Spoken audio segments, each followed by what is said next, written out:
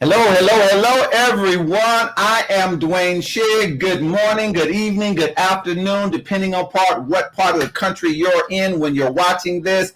I am Dwayne Shigg, and this is Talk About It. We are talking about marriage this month. In celebration, my wife and I, in 3 days, will be celebrating our 39th wedding anniversary. 39 years is a long time. Yes, sir. To be blessed. Yeah, long time for me to be blessed. That's long right. Long time for me to be blessed. And so we're talking about marriage all this month, and we're celebrating marriages to talk about the good, the bad, the ugly, but being practical because I've got a new book coming out later on this year, and the title is You're Ready for a Wedding, but Are You Prepared to Be Married? And so many people make more plans for the wedding, which is 2 hours, than they do for the marriage. And so tonight our topic is going to be, yes, you got married, but how do you stay married? How do you become married? How do you be married? So we're going to talk about that. And we've got some very special people on with me, and I thank them, some friends of mine, family members, and I thank them, Minister Kyle and Alicia Chapman. How are you? Hey, fine. Oh, you? blessings. Thank you so kindly. And also friends of mine for the last 30 years, Right. Reverend Sky and Mrs. Renee Songbird Hall. Right. Right. Thank you. Yeah. I started to call her Renee, Anita. Anita, Mariah, all of that. So how are you? Well, thank you. Very good. Good. Want you take a couple of seconds, the Chapmans in the halls, introduce yourself, tell us how long you've been married. Go for it. You can tell me I've been married a long time. Go ahead. All right. Well, first, thank you, Dr. Shigg, for having us on. Kyle Chapman, my beautiful, lovely wife, Alicia. Hello. We've been married for 3 years. Seems like 50. a lifetime, in a good way. Right. Way. And so this is a great one. All right. Reverend Mrs. Hall. Likewise, we'd like to thank you for allowing us Indeed. to spend this time with us and for us to share whatever we can share with others. But Sky and I just celebrated our 31st wedding anniversary. Right. All right. Congratulations. Now hopefully I'm gonna do well, but I've got to monitor my wife because my wife, you know how she is. And so when I started talking about how Renee can sing, she just put on the thing. Show is. Right. So, but anyway, we're thankful for those who are watching. But I am appreciative because I wanted to talk to people who understand what it is to be married, but also, practical and won't give any fluff. Because so many times people get married and they get married, because they're in love. And as I've always said, it's fine to be in love, but when you finish being in love, somebody got to take the trash out. And like Tina says, what's love got to do with it? I love you, but take the trash out. Right. And so want to give people information and inspiration. And as you all know me, I'm not much for diplomacy, so we're just going to jump right into the deep end of the water. Okay. Let me ask you this. I want to start with the Chapmans and then the Halls. I want to ask you, what is the most significant change you've had to make in marriage, in being married? So what is the most significant change that you've had to make? And I ask that because, people get married and then they complain, well, he's trying to change me or she's trying to change me. You're supposed to change. You ain't supposed to stay the same. You play doubles. You don't play doubles the same way you play singles.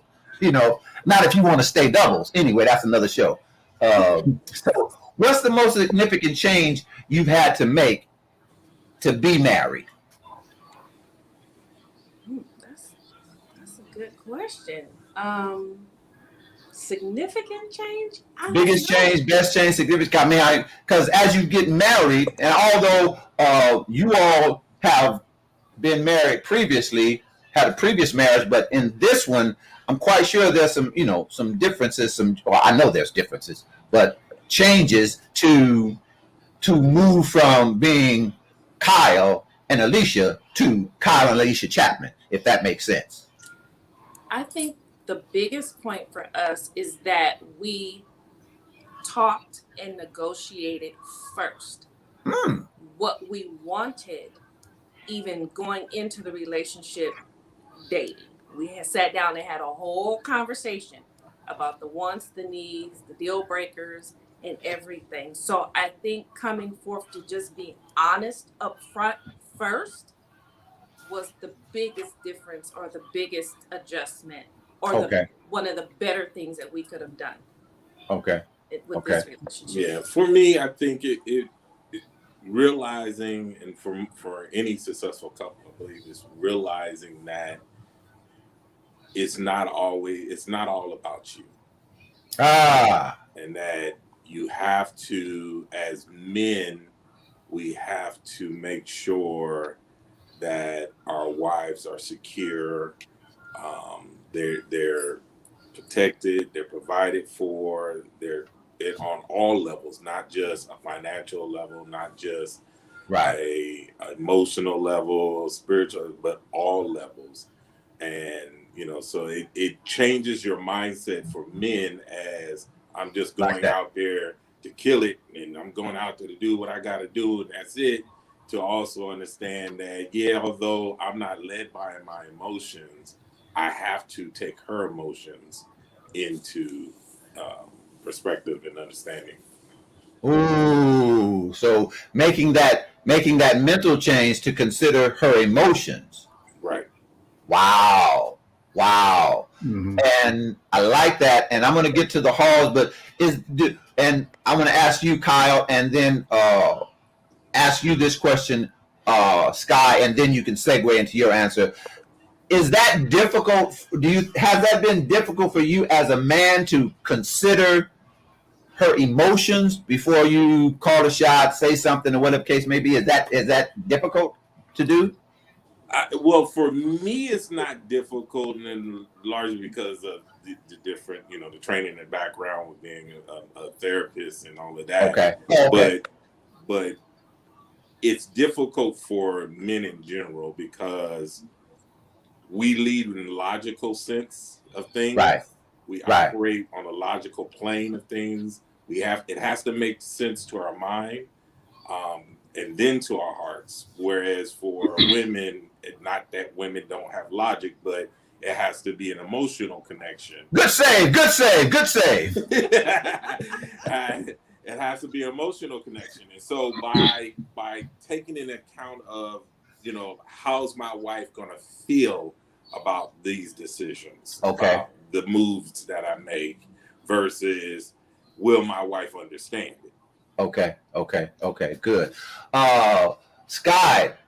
Yes. Is it difficult, or have you found it difficult to consider emotionally Renee's, consider her emotions in terms of when you making a shot, when you calling a shot, when you're talking or whatever? Answer that, and then I want you to go into you all's question in terms of the most significant change you've had to make.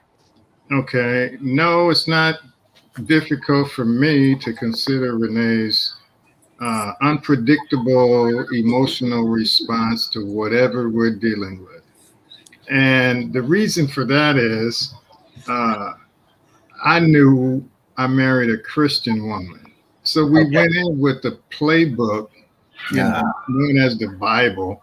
So it was built in, godly man, godly woman. We shouldn't be doing anything unilaterally. I didn't get married to be unilateral. Which does segue into the biggest change that I've had to make over the entire 31 years is really two-pronged. One is patience with the process. Wow. Patience with the process. In other words, whatever we're dealing with, sometimes the sometimes the dialogue in me approaching her or her approaching me is rapid. And sometimes the dialogue is slow because something I'm suggesting that she initially just does not want to deal with. Okay. But over the years, I've learned to have patience, take a slow pace, a methodical pace. And the second thing that goes along with that is watch my language. No matter how I respond to her as we dialogue, don't say something that an apology won't repair. Oh, wait a minute. I like that. Don't say something that an apology won't repair. That is correct. Oh, that's good. So I think, amongst ourselves, we give each other time, and she will give me as much time as I need to respond to something that she says that I didn't think it was going to go that way, or I didn't get the response I wanted. I've learned to be patient with the process. Just wait, think about what you're saying, and make sure it's respectable, and not something that I have to, apologize for. And an apology won't work because I just responded too fast. I just went said the first thing that came to my mind, or I assumed something that wasn't real. And then I'm in a bigger mess than I was when we first started the issue. I like that. Renee, biggest or most significant change you've had to make in marriage to be married? I think for me, the most significant change was becoming transparent and vulnerable. Wow. Sky and I come from kind of different backgrounds in terms of being raised. True. Uh-huh. And I was raised to have a tough shell. No. I have a turtle wax tough shell. True. And so I've had to learn to be vulnerable and not always walk around protecting myself or guarding myself or distancing myself or any of those things that would keep me from being vulnerable to my husband. Oh, that's good. That's good. That brings up another question that wasn't on my paper, and I want to ask both of you to deal with it. Why are you laughing at me, Mrs. Chapman? How significant is your individual upbringing to the marriage, and what do you do to make it work? Renee said that that her and Sky were from different backgrounds; they were raised different, and so that's going to have effect. So, how have you, the two of you? This is for both couples. How has that affected? That's what I want to say. How has that affected the marriage, the way Alicia was brought up and the way Kyle was brought up? How has that affected the Chapman's household, if that makes sense that way? Makes sense. And how did you get it to meld? By being intentional. Like Sky said about, when you're a Christian couple, then your focus should be just that. So everything else is out of the window. So being intentional about what you do, living up to what you said you were going to do, that would be my thought process on being intentional. I like that. Well, and it's approaching. We all have our own past, our own upbringing, and right. These are the foundations of our character, and so being upfront, explaining those things. I like things certain way, she likes things certain way, and then intentionally honoring those nuances and learning how to blend them together. Wow. And being honest, I may not like, certain things that are certain cultural things that she do. And it's okay for me not to like it. and still love you. You know, it doesn't change my feelings towards you. It's just not my preference. And then respecting that from each other, you know, and learning how to honor those things. You know, just because I don't like, I was like, again, I was raised primarily Native American. So I was raised in a lot of traditions of the Native American cultures. You know, she was raised in African American cultures and different things.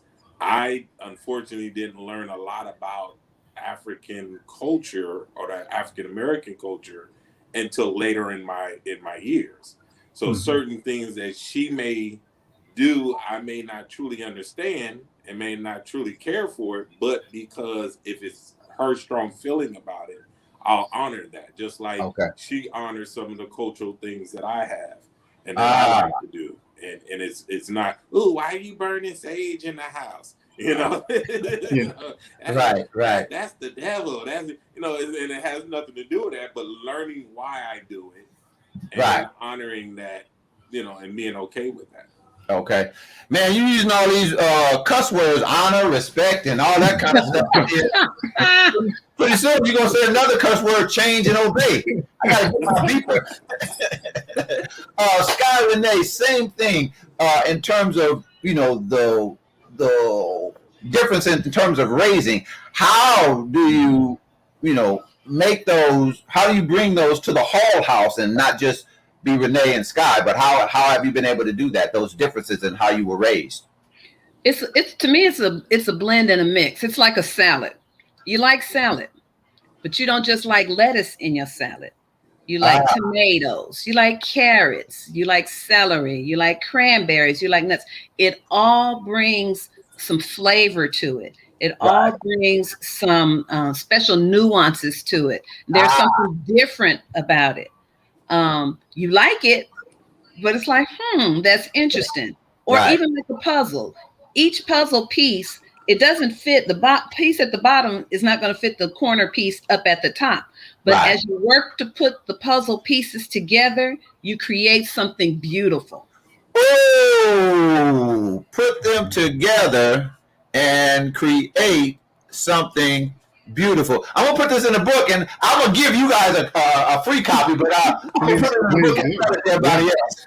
Autograph. Right. And I want to chime into what you said, Renee, because you know about the salad. You know, the blending, and salad has all kinds of different ingredients, and you may not like one of the ingredients in the salad. Right. And instead of saying, no, you got to make me a whole different salad, and I don't want that kind of salad, how about just take that piece out and put it to the side? Right. You know, and that is that honoring. I honor that you're proud enough to make this salad for it. I may not like everything in it. Right. And a lot of times my wife has no clue that I don't like certain things until she be like, well, why you didn't eat that piece? Then I have to confess. But, you know, it's easier to just slide it to the side. You're still cussing, huh, Dwayne? Yes. Honor. And that makes sense. And that's the focus. To do that, the focus has to be on we and not just me. Correct. And that has to do with partnership and some other things. We'll talk about that later. One of our viewers, Ms. Chandra Scott Barrett, she said setting expectations is key. And in reference to something that was said earlier, setting expectations is key. I want to ask you, I'm going to start with Sky Renee. In marriage, you know, there are certain, you know, a lot of times people go into marriage and not really understanding what it's all about. I want to ask you, what has been the best marriage lesson or lesson about marriage, the thing that, you know, you didn't get until later on down the road, if that makes sense? The best marriage lesson that you've learned. I'll let you start.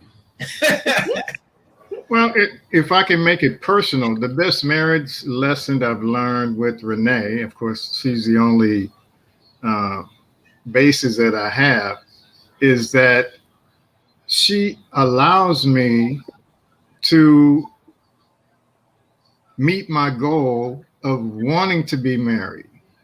Whoa! Yeah. I think one of the secrets, a personal secret for me, is that I want to be married. My parents were married until they died. Right. Okay.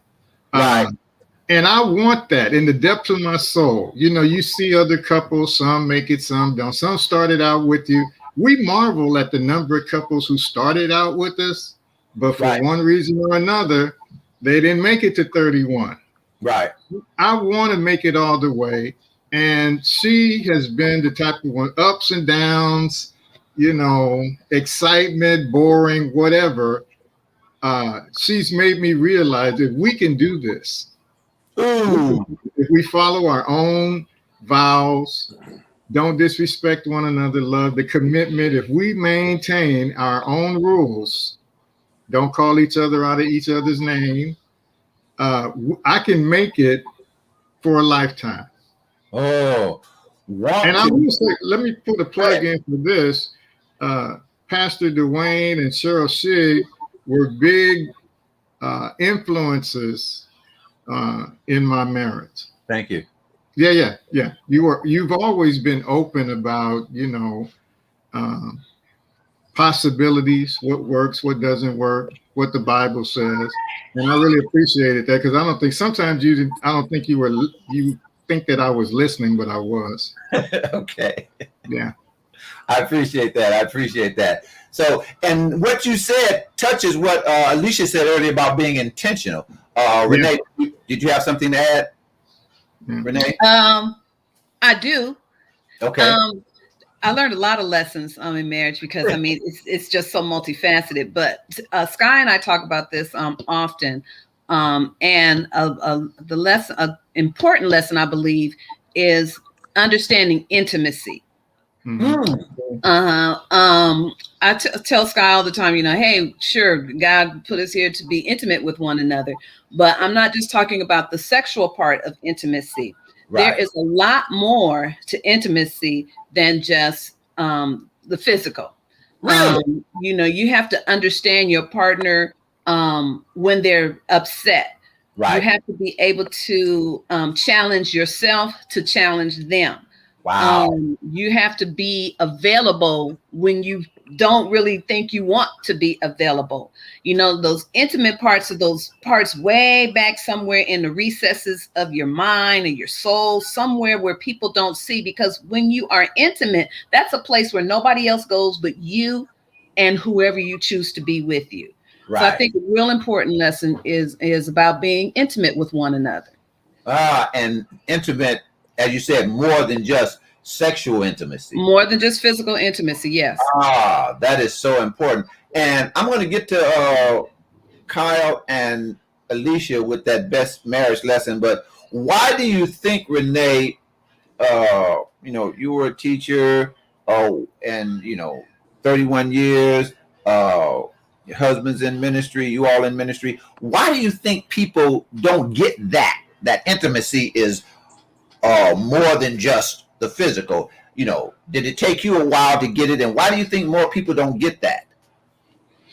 I don't think it took me a while to get that, to understand that, because my background, like I said, I'm in education. I'm in, you know, welfare advocacy. So I know that there are other parts of people and our thinking and what have you that cause us to feel certain ways, to do certain things.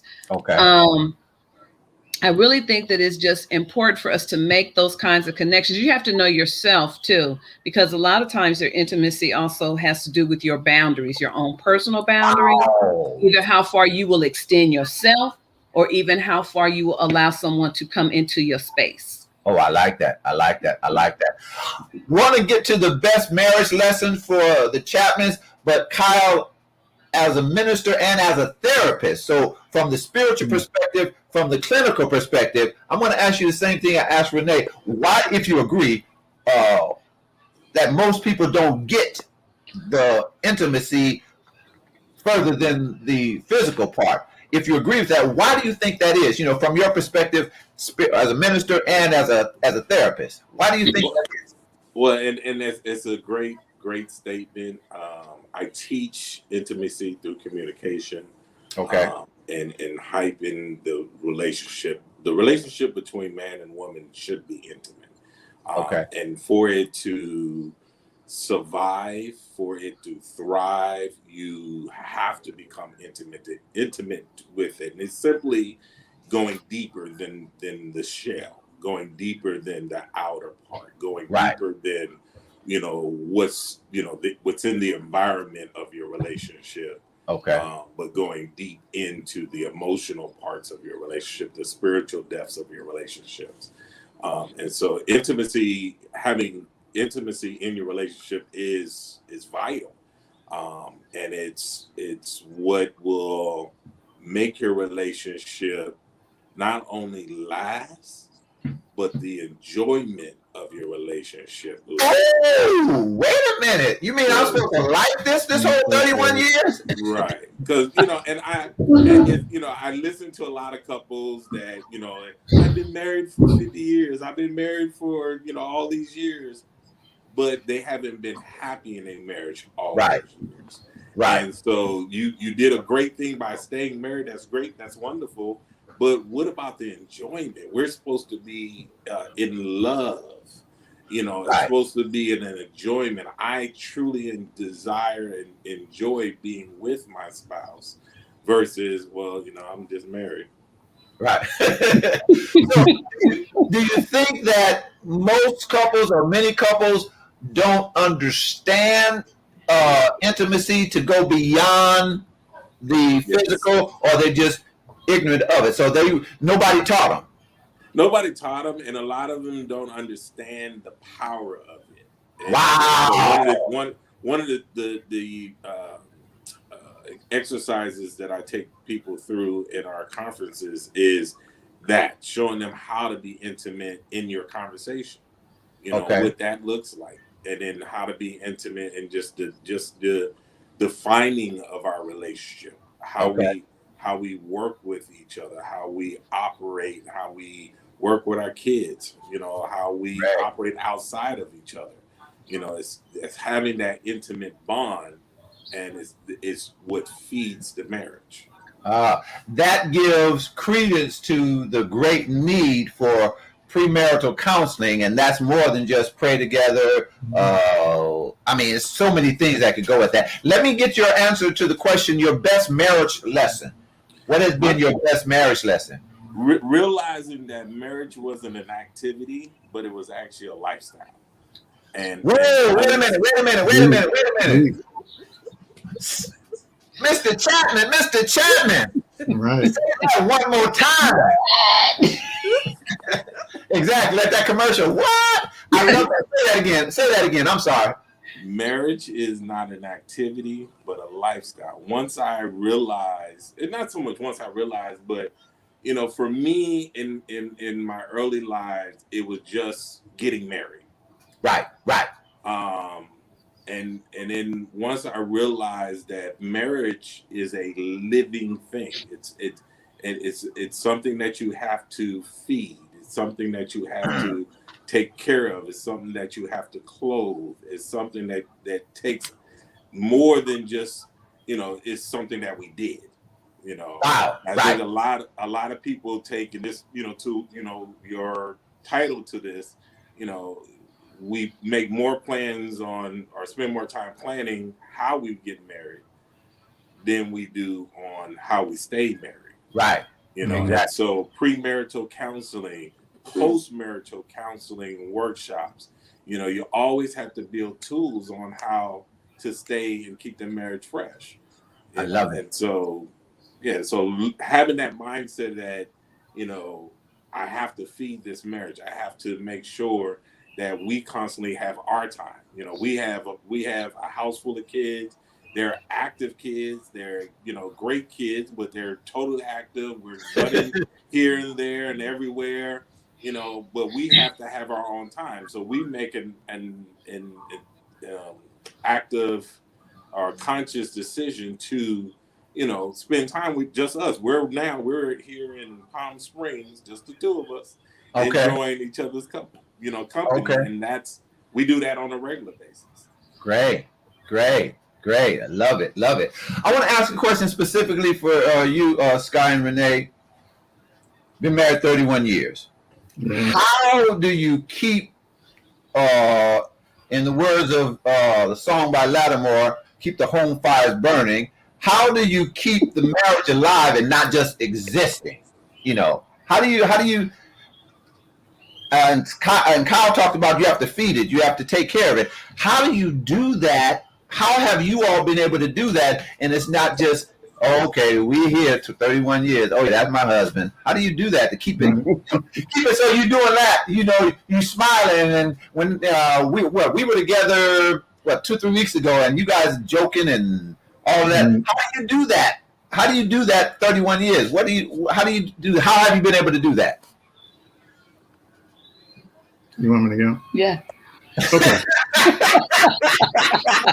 She want to see what you're going to say, Taking notes. Okay. I'm going to answer with a simple response, and then I'm going to give you an example. Something that I recently learned a couple of years ago. The answer to your question for me is, it's a saying that I use for a lot of life. Show up for work every day, on time. Show up for work every day, on time. Now, that has a lot of meanings, but one of it that pertains to marriage, as far as I can see, is that you have to continue to evolve and grow individually within a marriage. I'm constantly working on me being the best husband that I can be. Here's my example. I just started to understand temptation. I don't spend a lot of time looking at other women. I don't care how beautiful they are. I don't care what context. Here's one context that I rejected recently. My wife will say, Sky, look at that woman over there. That's a beautiful sister. We all in the same culture. That dress is stunning. I'll give her 2 seconds and then I'm back on my wife. Regardless of what she's saying, because I'm showing up for work. My job is she is the one I spend the most time on.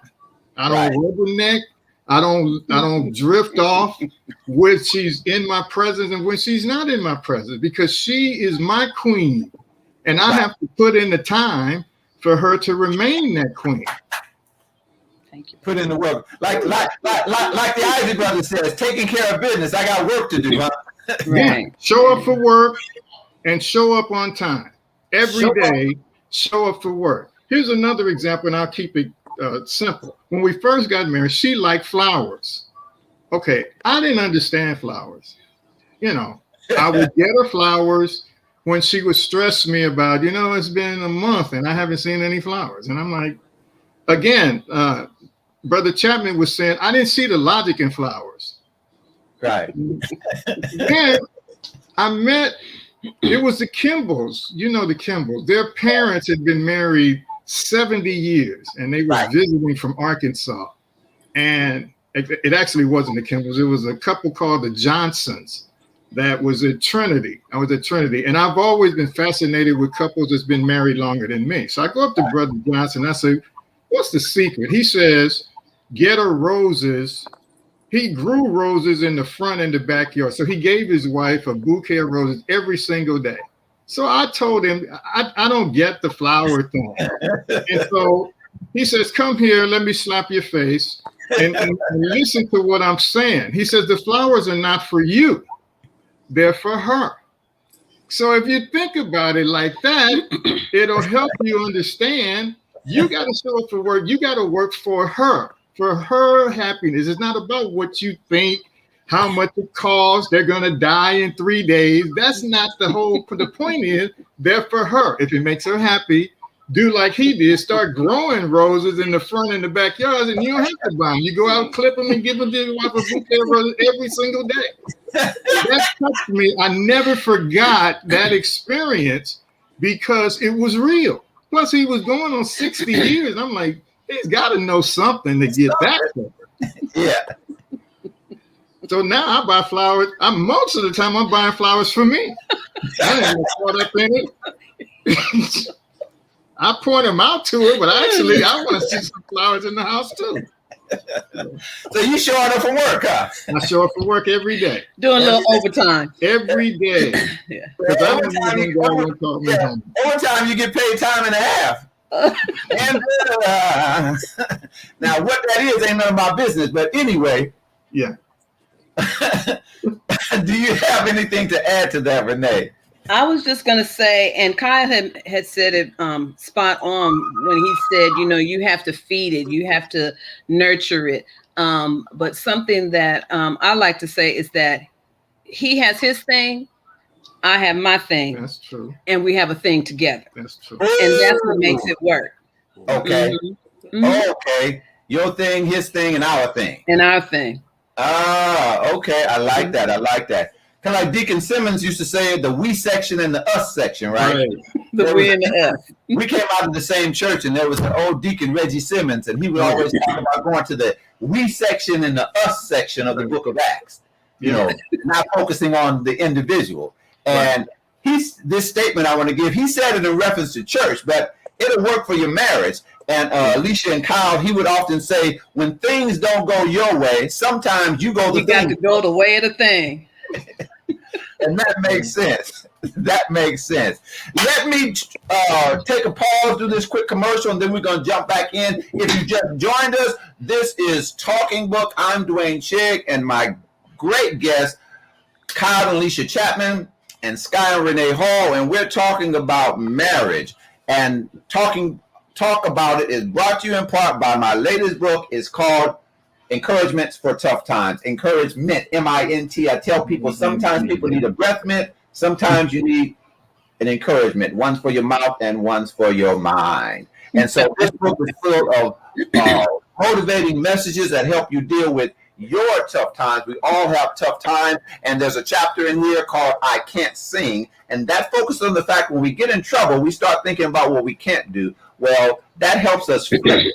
And then there's another one in here talks about dealing with difficulty and lessons from a loss. And each chapter starts with an original encouragement quote like the one on page 38. It says, grow from the pain that did happen, go about the possible that can happen, and go so the productive will happen.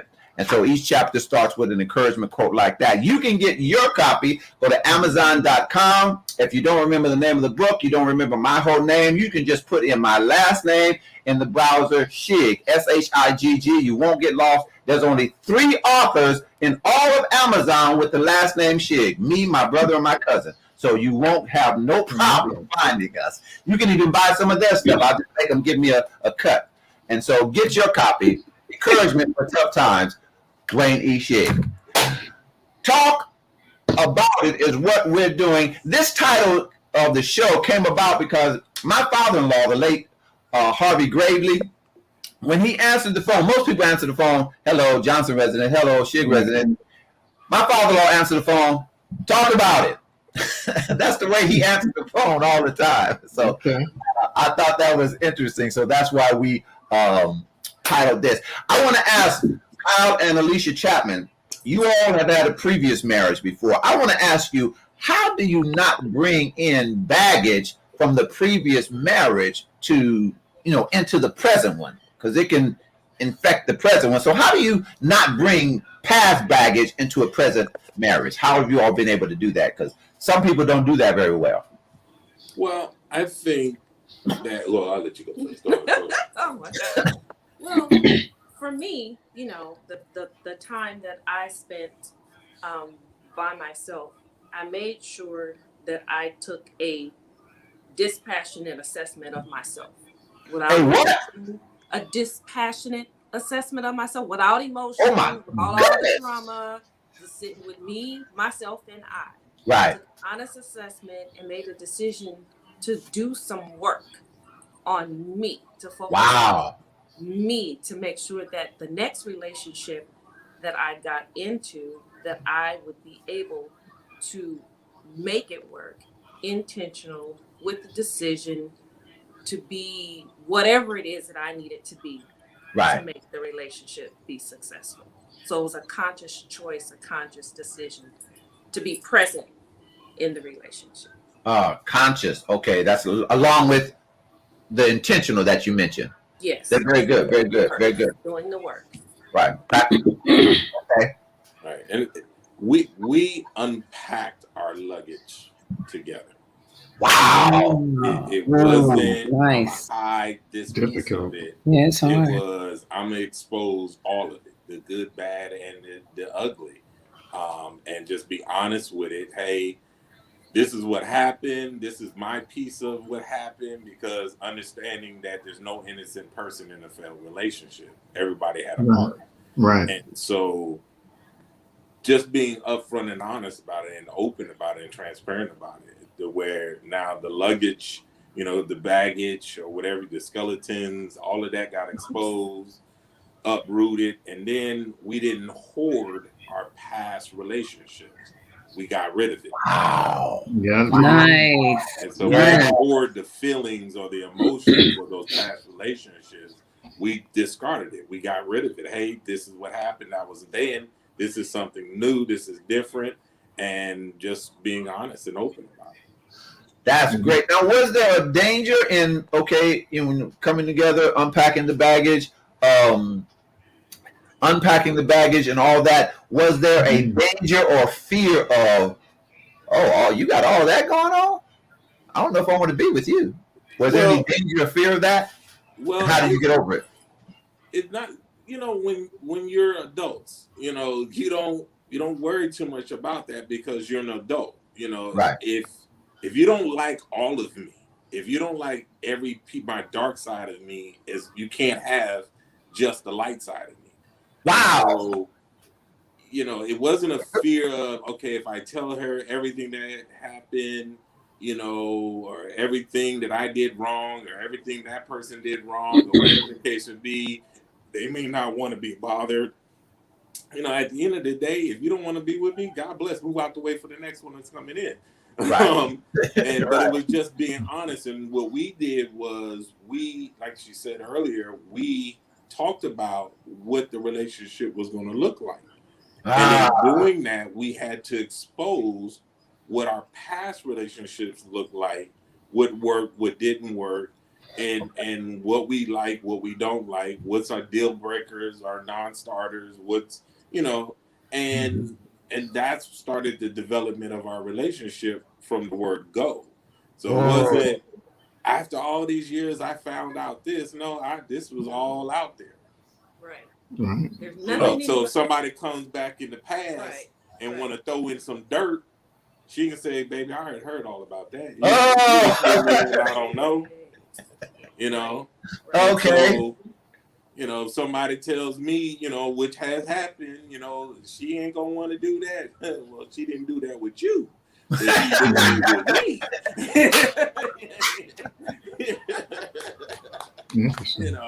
And so it's no surprises.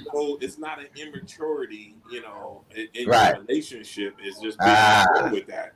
And one thing we said was, if it doesn't work before the I do's, let's not wait until the I do's or after the I do's. Let's be adults about it.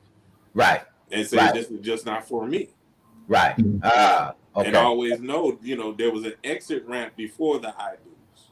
Woo! Right. Wow. Okay. And you can get off then. But once you say I do's, there's no way to exit ramp. You got to do like Sky said. You got to show up to work every day. Every day. Right.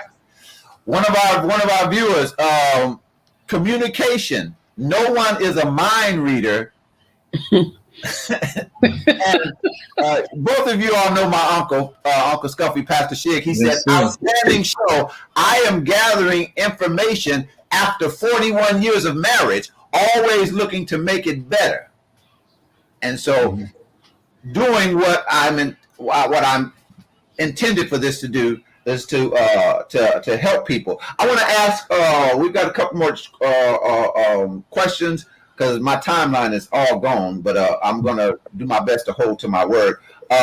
Sky Renee, in marriage, stuff happens.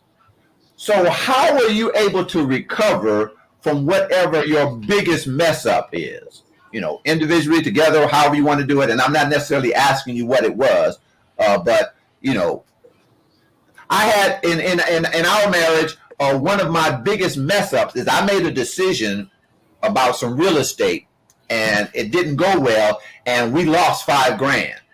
I think both of you all have heard about that, and we lost $5,000, and this was years ago. But I didn't have $5,000 just sitting around. And the whole thing about losing it was all on me. So I had to do a whole lot of Lenny. Sure, I had to do a whole lot of Lenny.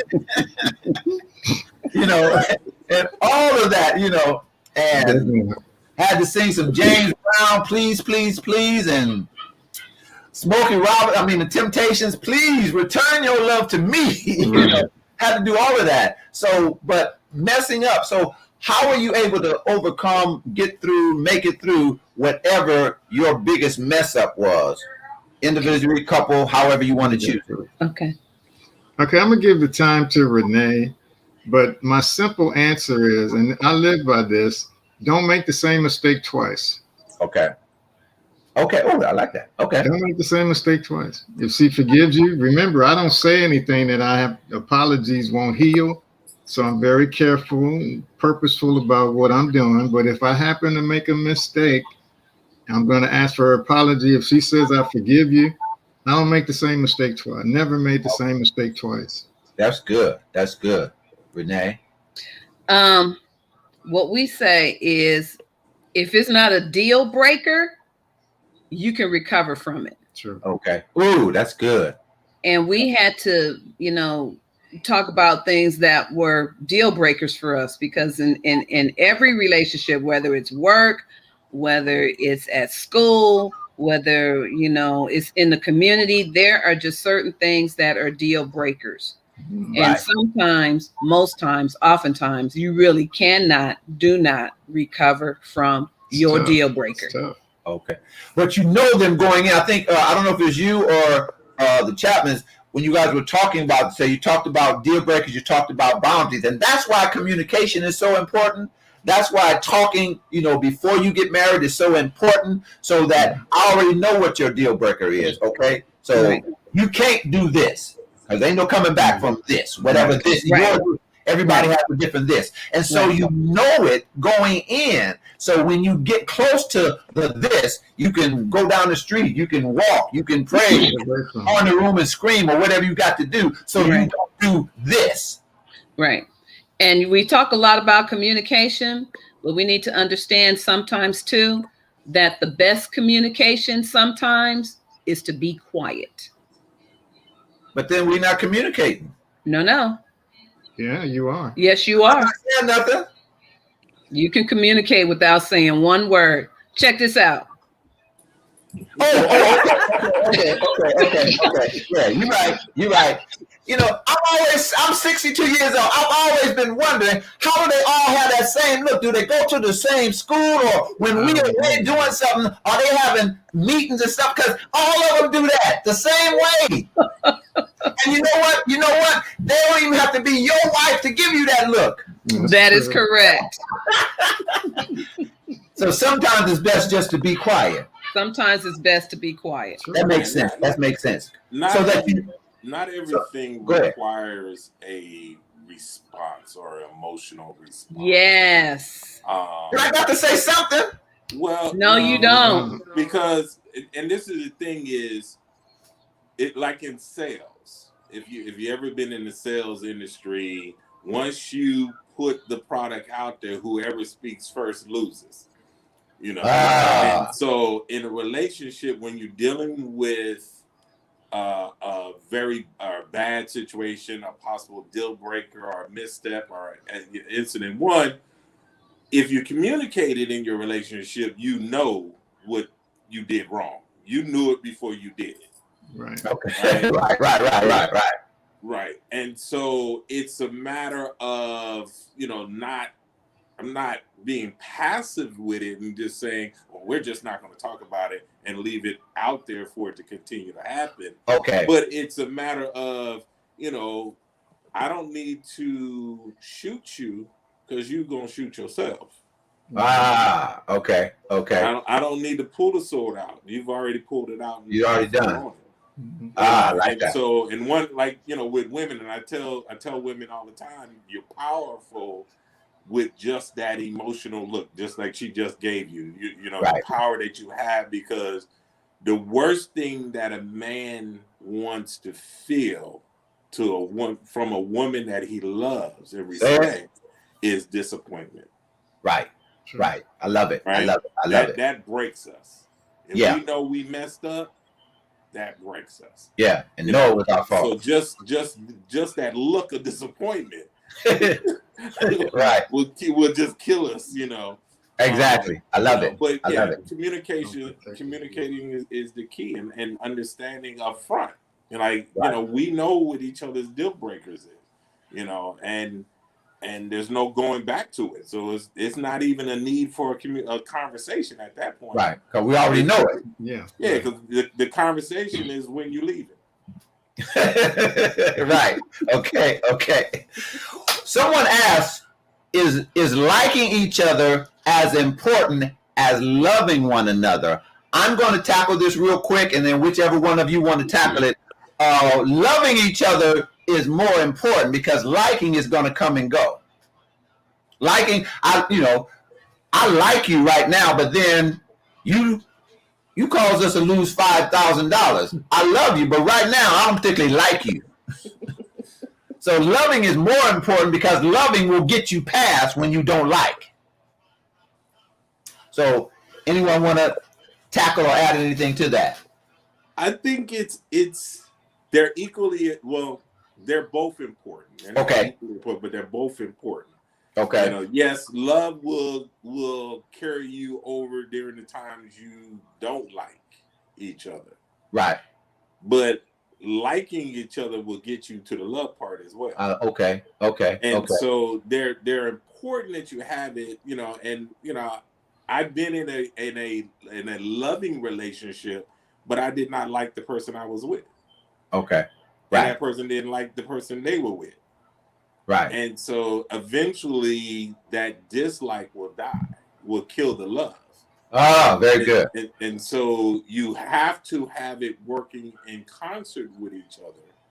Okay. That makes it easy. Yes, my marriage or my relationship should be based on love. The foundation of it is built on love, not like.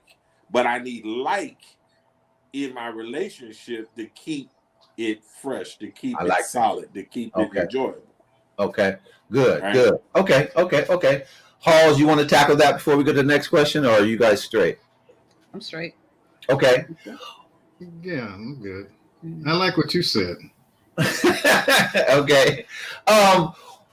Two more. Kyle and Alicia, want to ask you, blended families, how do you successfully deal with that and navigate that? Because, you all came together, both having children. How do you navigate that? How do you deal with that? Because sometimes people bring them in and it doesn't work, but it can work, so you'll end up being like, there's a story about a man named Brady and all that kind of stuff. So how do you deal with that? How do you navigate that so it does work? So it's us and not your kids and my kids. Well, the first thing is keeping everybody that's not in the immediate household, keep them out. Say it, Mrs. Chapman. Keep them out. And then the second thing was just like when Kyle began to date or court me, there was a conversation that he had with the kids to say, okay, if I was to stay around and create a relationship with your mom, what is it that you guys need from me? And trust me, they all had an answer. They all. I know they did. And then for me, with his children, because they lived out of state, a couple of them live out of state, and then we have one here, it's just me making myself available to them to let them know that I'm here, for whatever it is that you need. I'm not trying to mother you or anything. Whatever it is that you need from me, I'm here for it. I'm here for all of it. Okay. So communicating, talking to them, because if I'm listening to what you said, he communicated to your children and you communicated to his children. So communication, even in that aspect, is important. Yes. Yeah, and taking, for me, it was taking the step out of stepfather, the step out of step parent. Nice. I'm your dad. I'm your father. If I'm taking on the full responsibilities of that position, then that's who I am. And regardless if my blood is in your veins or not, you're my child. And I'm going to treat you just like that. There's no difference. I don't treat my blood kids different than I treat my, step kids. They're all my kids and I treat them all the same. And their treatment within our family with each other, they're siblings. And the requirement is you have to treat it. There's no us against them. There's no groups or cliques. It's blended. We're all one family. You're all brothers and sisters. And even now with my niece is staying with me, staying with us, that's your sister cousin. Right. And so it's all just one family. And that's the requirement. We never made it to where it was a step thing. Or it was, you over there. When, like she said, I sat him down and asked him, what do you need from me? Right. And they all gave me what they needed from me. And then I told them, well, to get that from me, this is what I need from all of you guys. Right? And these are the requirements and these are the rules. And so we live by those things, and it's just one happy family. I'm dad. Foundation. Somebody said earlier, boundaries. So all of that. That's good. Right. That's good. Okay. I like that. I'm supposed to close in 2 minutes, but that's not going to happen. So I'm going to close this with this last question. Mr. and Mrs. Hall, you can go first. Can you tell me a characteristic trait that you most admire about your husband? And then Sky to Renee. What is it that you most admire about your spouse? I actually I love him very much, first of all. But I admire the fact that he can center me. He brings me back to a place where it's like, you know what? It's going to be okay. You don't have to worry about that. And then I got you. I got that. Let's just keep it pushing. He helps me to refocus and recenter myself. And I really appreciate that about him. Good. Sky? She has a skill set that is essentially woman. She's a woman in every way. Oh, yeah. She don't try to be a man. She don't try to infringe on my role. As protector. She'll let me have my say. And she's a woman. How she dresses.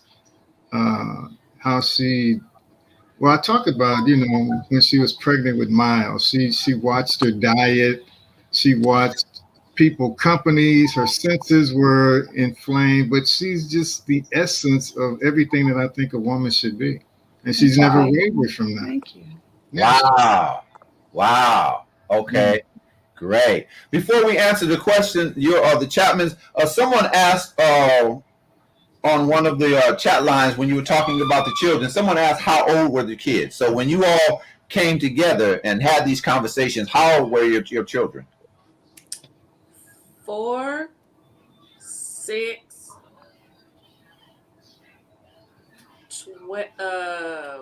12, and 14. 4, 6, 12, and 14. Okay. And how old were your children, Kyle? 12 and 26. No, 20, 23. Oh, okay. So you all had them in every phase. Kids, adolescents, teenagers, and then so you guys Atlanta High School. Yeah, so you guys had it all. Yeah, that was one of the questions As a matter of fact, Teddy Burton, he's in Phoenix. He was on our show last week. So he and his wife were on our show last week. So if you missed last week's show, you can go to my Facebook page, Dwayne Shigg, and this weekend it'll be on YouTube. So you guys had them in every. So you caught all of it. I mean, in terms of you were able to hear how they express themselves, because a 4-year-old is going to express himself different than a 12-year-old, and then a 13-year-old and a 16-year-old, because they think they know everything, and then they're going to express it in a whole different way. So, oh my goodness. Okay, good. Well, good. And it also let me know the areas that I need to work on with them in their healing from from what they were lacking. Right. And missing. And so there was healing that had to take place. There was learning on how to speak your truth. And honoring that, and then us showing them what a positive relationship looks like. And setting the foundation for that. I got a bunch of girls. So I need to make sure that they know what a husband looked like. I didn't have that growing up. I didn't know what a husband looked like. I didn't know what a dad looked like. And so I want to make sure that they know what that is, so they don't go through the same things that I went through. Very good. Yeah, very good. Well, somebody, no, not somebody, but Sean, y'all know Sean Pooh. Both of you, Sky and Kyle and Alicia and Renee, she said, y'all preaching. So she liked what we said. So, and let me ask you, Chapmans, can you tell me what is the characteristic, the attribute that you most admire about your spouse? I so admire his bravery and his faith. He is not afraid of anything, and he will always have faith. I have never seen him I've never met a man like him. I've never seen him have doubt about anything. Nice. Keeps me going. He's not afraid. I know I'm safe. He's got faith. I know it's going to be all right, whatever it is. All right. All right. That's good. That's good. Oh my gosh, that girl back there. I hear Cheryl. Yeah, I'm trying to. See, that's why I'm glad she was in class. Right. We've got the door to my office closed. We've got a hallway and another hallway and her office in between us, and you can still hear her. Yes. That's it. You guys understand, but the people watching in Uganda or in Texas, they don't understand. Hey, 39 years. For me, it's she's created an environment for me to have peace. Oh, sweet. Beautiful. For a man who is pulled in multiple directions, as busy as I am, as busy as most men are, that's really grinding for their family. Right. To catch hell outside of the household, to come home and catch hell. Yes, sir. It eventually will deplete us from the energy of being in there. Right. And so being able to have peace allows me to be more creative. It allows me to be able to hear God's word, hear God's voice, hear his direction, and allow me to have faith.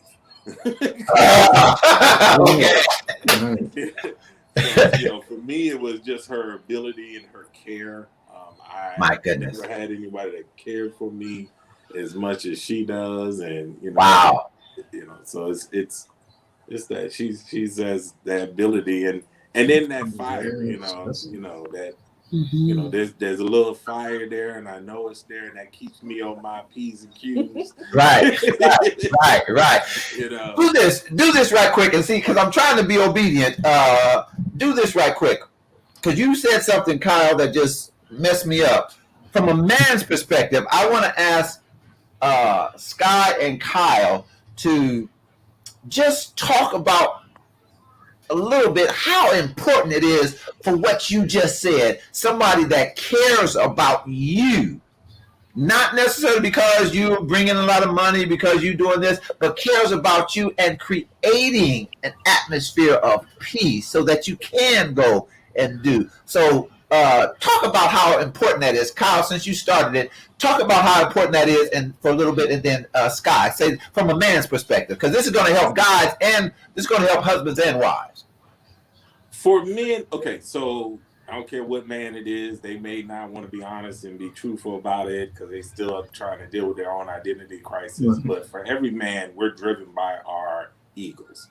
And when we learn, or when we have a woman who doesn't have a problem with stroking our ego, making us feel good, because that's all it's about, is making us feel good. Right. And making us feel like we're loved, making us feel like you want us, making us feel like we knocked it out the park, even though we didn't knock it out the park. Yeah, it was a single, but she said it was a home run. It's an addiction, and it will cause us to do whatever they want so that we can get that response. Wow. And so having that ability and having that mindset, it allows us to feel like we're in control, to feel like we're the top and the head without actually needing to do so. Right? Because I think any man that's constantly saying that I'm the boss, it's my way or the highway, you ain't got peace in your household. You ain't got peace in your life. You don't really have a strong woman with you, because if you did, you would honestly, I want my wife to really make most of the decisions. I don't say that much. I got faith, but I know that if she's emotionally connected to it, then I can get it done. Okay. How significant, how important from a man's perspective, Sky, is it that you have somebody that actually cares about you and wants you to have some peace, as Kyle said? It's one of the ways I know that God exists and accepts my my plea to be saved. And let me say it like this. I know my struggle. I'm going ethnic for a minute. As a Black man, we have a unique background. We have a unique struggle that's different from others. I was blessed, not fortunate enough, blessed to find a woman who knows my struggle as well. And so that creates the atmosphere for me to be the best me I can be. And all I can do is thank God and try to help her be the best person she be the best wife she can be. It's just evidence of God's love for me. Wow. Evidence of God's love. It's true. See that, Renee? You are anthropomorphic. God shows his love through you. Wow. You're a bad sister, Renee. She's bad. And all of that. Well, I'm going to stop. I'm not through, but I'm going to stop because I'm already 9 minutes over my time. And my uncle and my father always told me, a man's word is his bond. And so I'm going to ask for forgiveness for going over. But actually, it's not my fault. It's y'all's fault for coming up with all these good answers and good information. And so I want to give you closing. Right before we do that, Kyle and Alicia, want to give you, the opportunity to promote your business. Tell us about it. Well, we partnered together and came up with getting to the real you. Getting to the Real You is a life coaching platform. We deal with couples and relationships, individuals, professional and personal.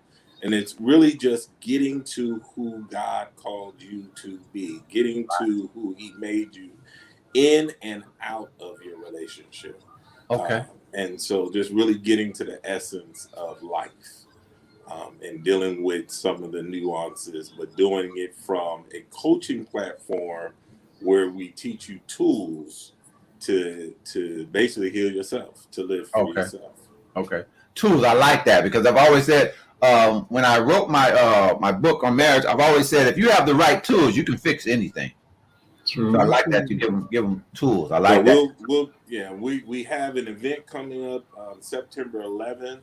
Okay. It's date night, a couples night out, and we're looking forward to that. And more information will be coming on that, so you can go to I am Kyle Chapman on all the social media platforms, or Elisha Chapman on her social media platforms to get plugged in to that information, and when and where that will be. It's going to be in September 11th though. Okay, September. Okay, good, great. Glad to hear that. Sky Renee, anything you want to plug right now?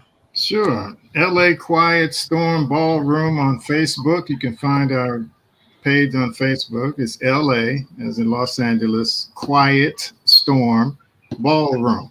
And we teach classes at Jesse Owens Park. It's about to open up in mid-September, September 8th.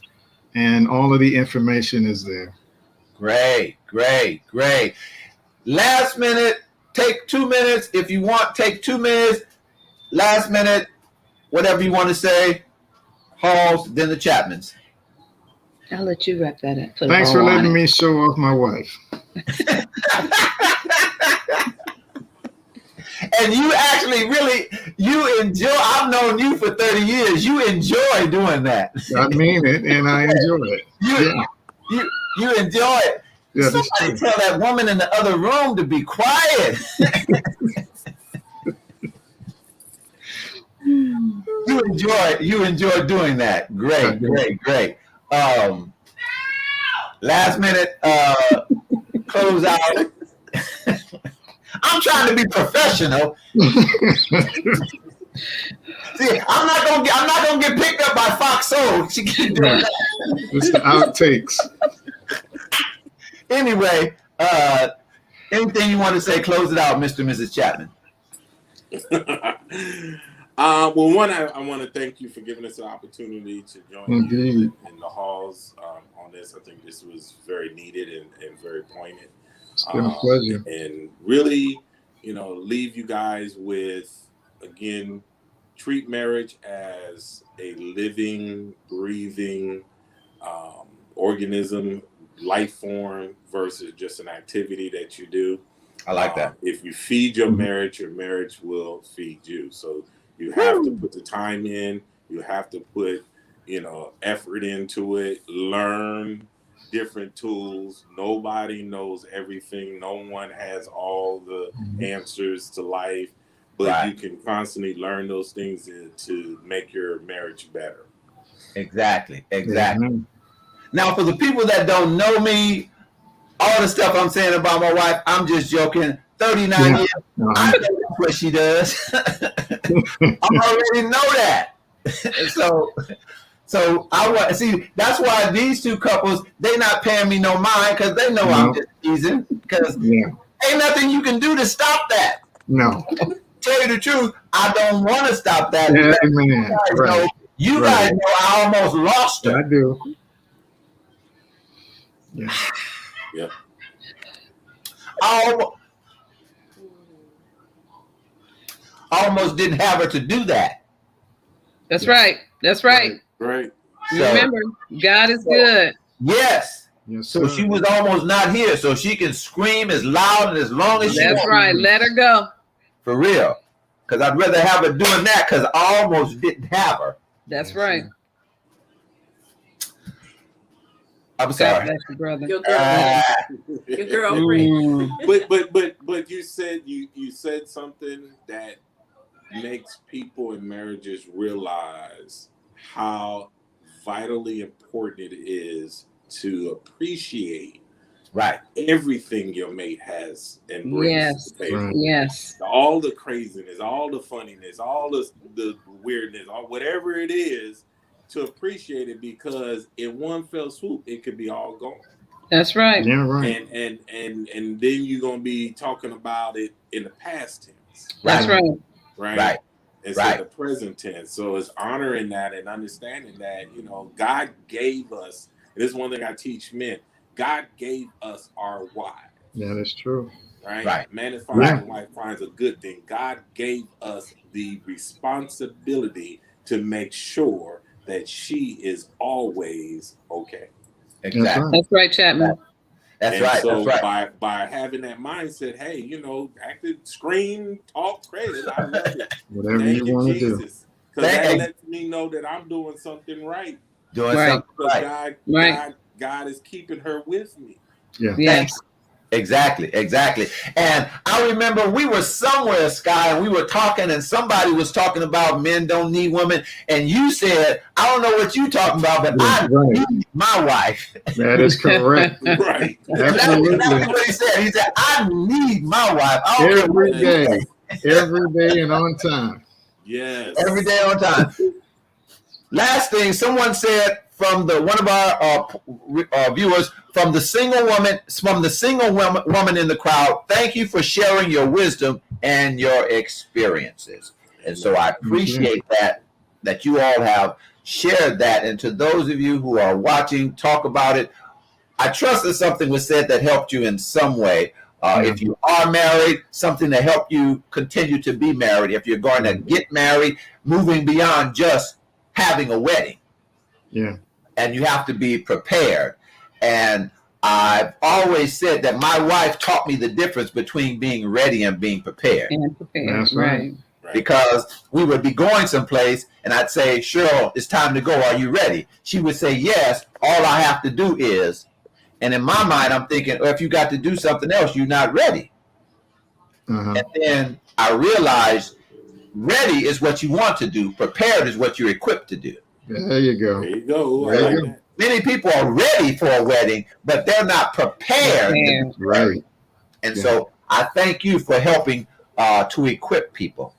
And so thank you all for watching. If you want to see any of our other shows, you can find them on YouTube. You can find them on Facebook. If you want to follow me with my other motivational videos, you can follow me on Instagram at EncourageMan, the letter N, Courage Man.